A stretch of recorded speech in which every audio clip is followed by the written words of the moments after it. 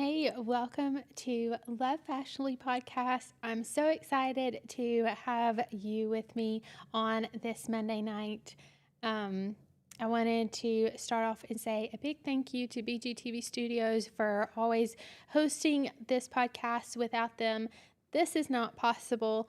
So you can check out bgtvstudios.com to know more like what is it, or if you have any questions. Also be sure to like, comment, save, subscribe, all the things.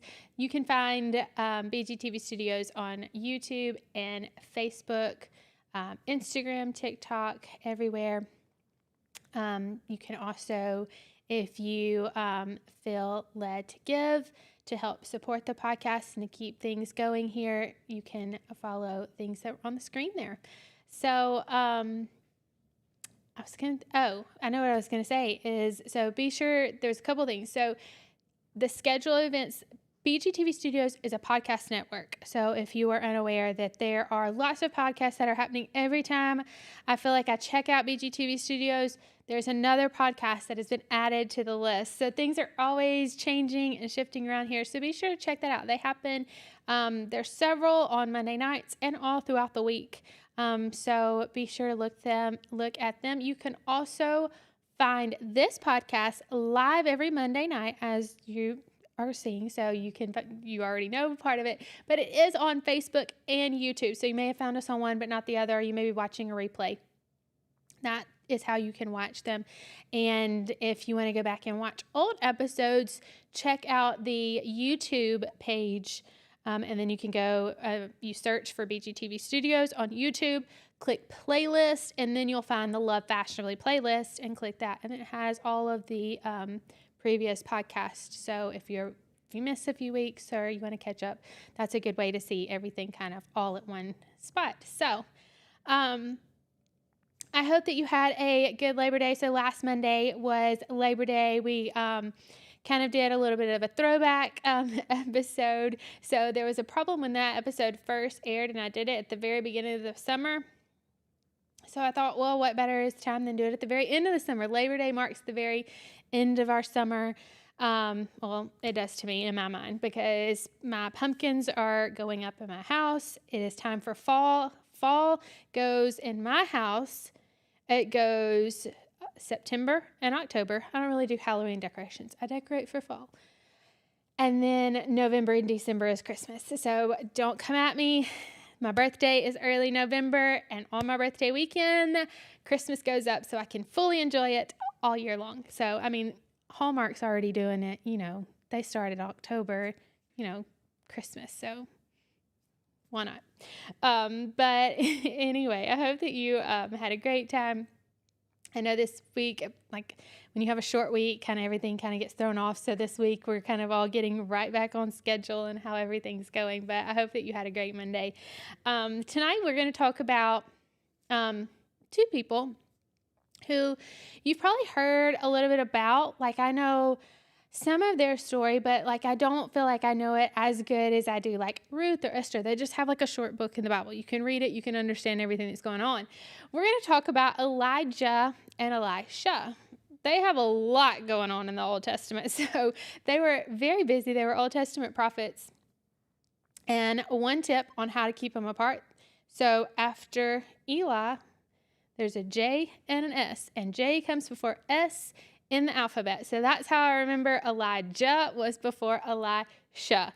So there, if you learn anything, there you go. Gave it to you early. So if you need to go, you can watch the podcast later on YouTube. But Elijah, he did and I'm going to butcher this because he did so many amazing miracles throughout the Old Testament. He called down fire. He asked for rain to stop, and it stopped. He asked for rain to come, and it came. And there's just so much that I still don't fully know or, understand or everything to speak on him. So I'm doing a really bad job of giving his resume. But I wanted to talk about one special part, and it's when he goes to find his successor, Elisha. And so Elisha's out plowing the fields. He's doing his everyday job. And it says that Elijah came up, he threw the cloak on him, and he kept right on going. And Elisha wants to go tell his family bye. He wants to kind of, make a big scene about it before he goes off and runs after Elijah. But I kind of want to read this story. And so this is going to be a little bit different. I know a lot of the times that I've talked about on here, I like the stories of the Bible and kind of giving the whole thing. Well, like I said, with these two, we would be here for hours if we were to talk about their whole stories and everything they did. That's why there's the thing called You Can Have Quiet Time, and you can go read their stories in the Bible. But we're going to talk about this one moment that has always really stuck out to me about both of them. And it happens in 1 Kings 19 through 21. And that's really where we're going to focus on. And it says, so Elijah went and found Elisha plowing a field. There were 12 teams of oxen in the field, and Elisha was plowing with the 12th team. Elijah went over to him and threw his cloak around his shoulders, and then walked away. Elisha left the oxen standing there, ran after Elijah, and said to him, first, let me go kiss my father and mother goodbye, and then I'll go with you. Elijah replied, go on back. But, hold on, I lost the thought. Go on back, but think about what I have done to you.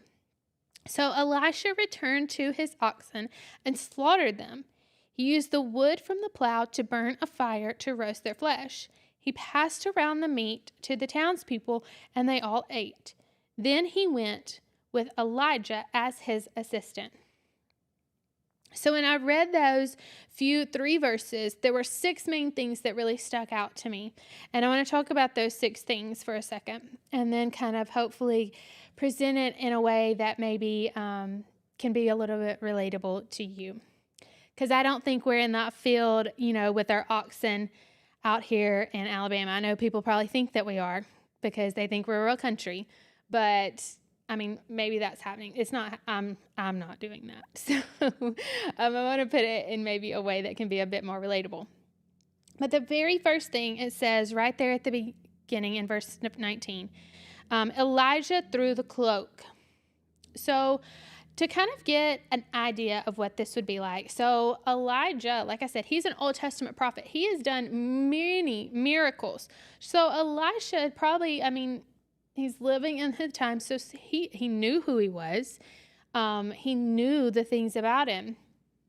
So for us, this would be like someone that we really admire, someone that we like a dream job, a dream person you would love to work with, someone that you would love to partner with in ministry, someone that you really look up to and you would really want to be best friends with.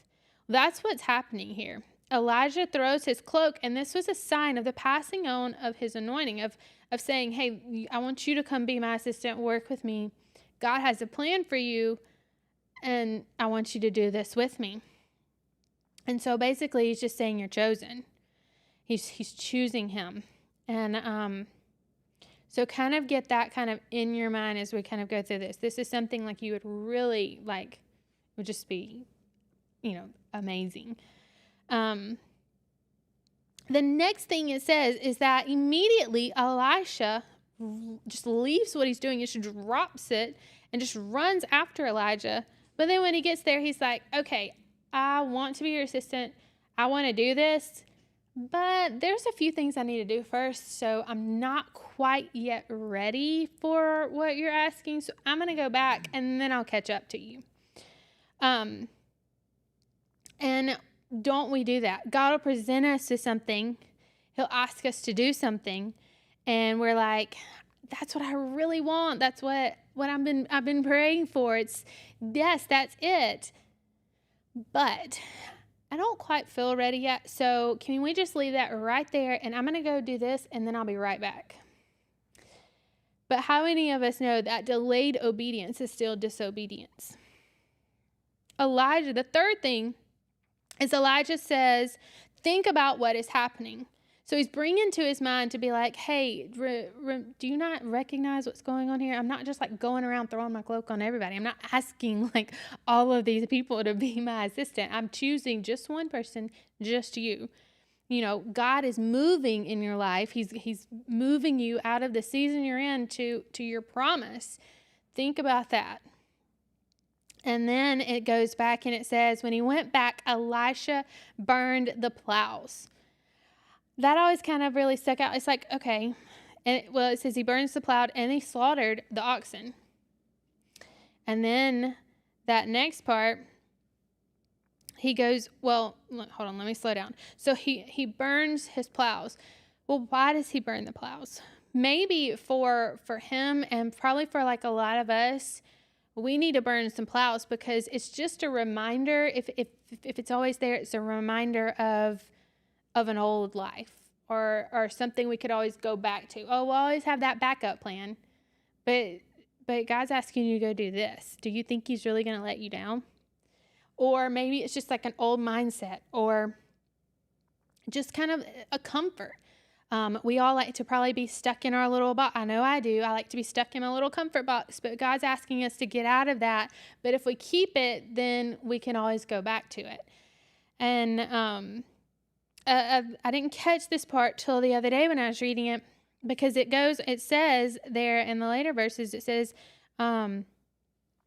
he used the wood from the plow to build a fire to roast their flesh. He passed around the meat to the townspeople, and they all ate.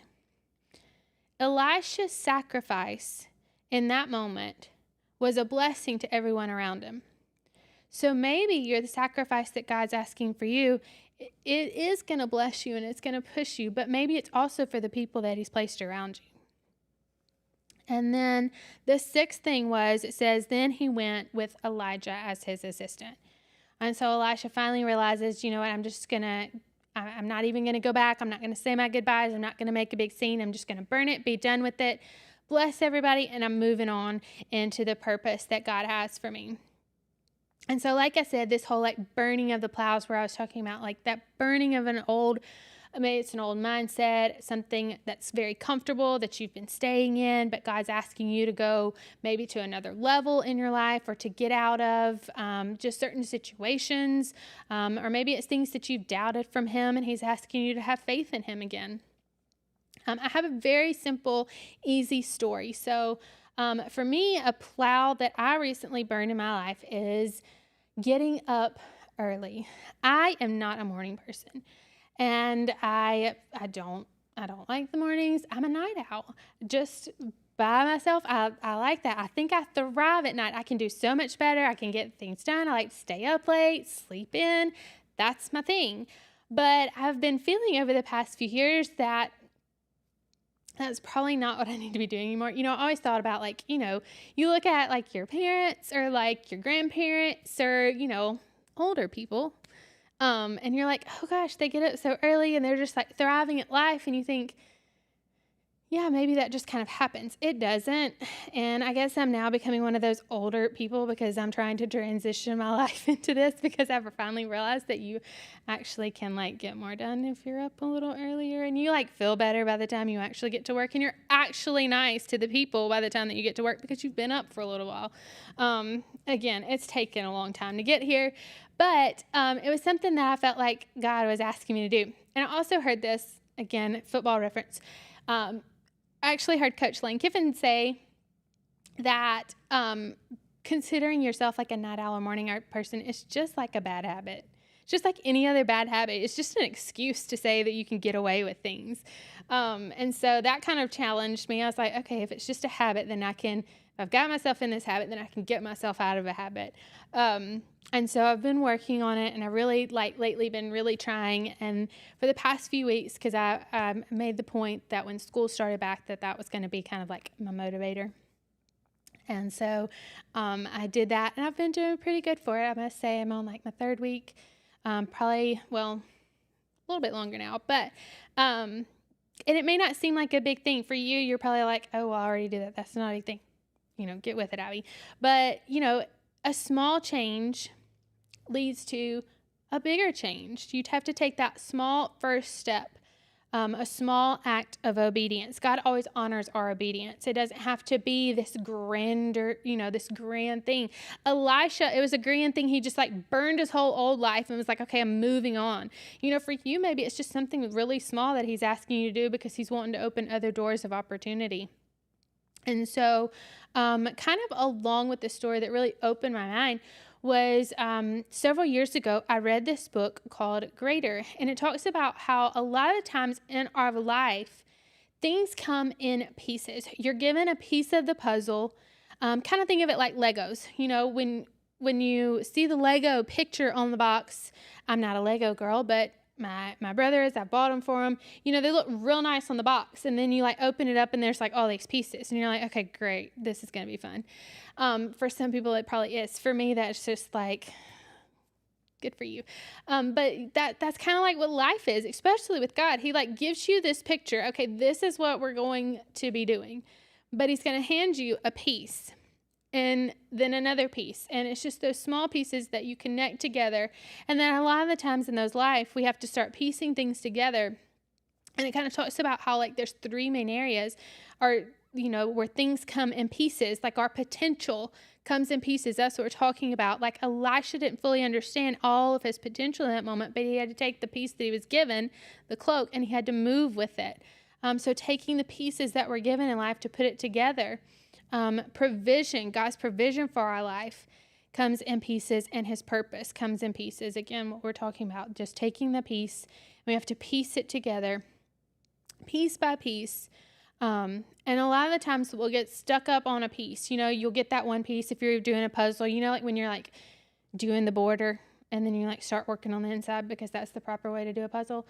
And then you're like, okay, well, I don't know where this one piece goes, and you get stuck on it. And then how many times is that us in life where we're just stuck on that one piece and we're like, okay, well, I don't know what I'm supposed to do with this, so I'm just going to settle right here and I'll come back to it later.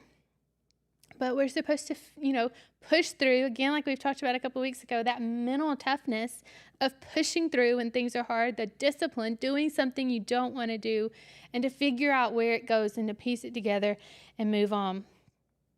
But I did have a little part that I wanted to read, just 2 pages from this book. Like I said, I was not very good in English class. I don't know, I didn't like it. It wasn't like my thing. But I did remember one thing. In English class, you're always supposed to cite your sources. So I'm going to cite my source. And this book is Greater, and it's by Stephen Furtick. And it's from this chapter called Burn the Plow. And so I just want to read these few parts. Sorry, my phone is doing something weird. Okay, I got to zoom it in so I can read it. But he says, "It is true that God has a greater life in store for Elisha than anything he had known before. And it is true that God has a greater life in store for you than anything you have known before. But if you want to have the kind of greater life Elisha had, you have to do what Elisha did. You have to burn your plow. Your plow is what chains you to the ordinary. It could be anything. A present job that's not in line with what God has called you to do. The passionless and purposeless approach you take towards the job you have and where God is calling you to remain. Small old paragrams of thought about what God wants to do in and through your life. The conscious choice to keep using your spouse's past mistakes against him or her. A life that's a little too safe. A lifestyle that's a little too comfortable and tends to factor out God. When we consider following God in a way that would disrupt our lives, we usually try to pre-qualify our obedience before taking the first step. But the thing is, whether you'll see God do greater things in your life doesn't depend on having the equipment you'll need for the journey ahead. Again, it's coming in pieces. You can't get too worried about whether you've read the right books or been to the right school or have the right connections. Right now is the only equipment you need is a flamethrower, or if that sounds too dramatic, at least a box of matches. That's because you can't step into your new life until you first set fire to whatever is tying you to your old life. Before you can go forward into the life God has for you, you have to offer Him every part of the life you have. It's really a matter of surrender. Will you burn the plows? You have to be ready to say, God, whatever the greater life you are calling me into might look like, I'm in. Whether it's a big thing or a small thing you call me to do, I believe it will be a greater thing because you're the one who is calling me and you are greater than all things. Whether the greater life means leaving something behind or becoming more passionate about where I am, I've decided to follow you. Here's my life, Lord. It's open-ended, and it's pointed in the direction of the next step you call me to take, no matter what it costs. That's what's crazy about fully surrendering to God in this way. On the one hand, it feels as if you're losing control, because essentially you are. But on the other hand, an amazing freedom comes from praying a prayer like that, because when you do, your Heavenly Father takes the outcome of your obedience into His responsible hands. You no longer have to carry the weight on your own. So what is He asking of you? What is He speaking into your heart and your spirit that you need to change, that you've been putting off? You have the piece, the picture, but you're not piecing it together with the other places in your life. What is He wanting you to make a sacrificial change for? It might cost you, it usually does, but He is always worth it. So my encouragement in ending you with this is to burn the plow and to walk in the freedom with God for the purpose that He has for your life. I thank you for joining me on this Monday night. I hope that you have a great rest of your week. Burn those plows, and I'll see you here next Monday.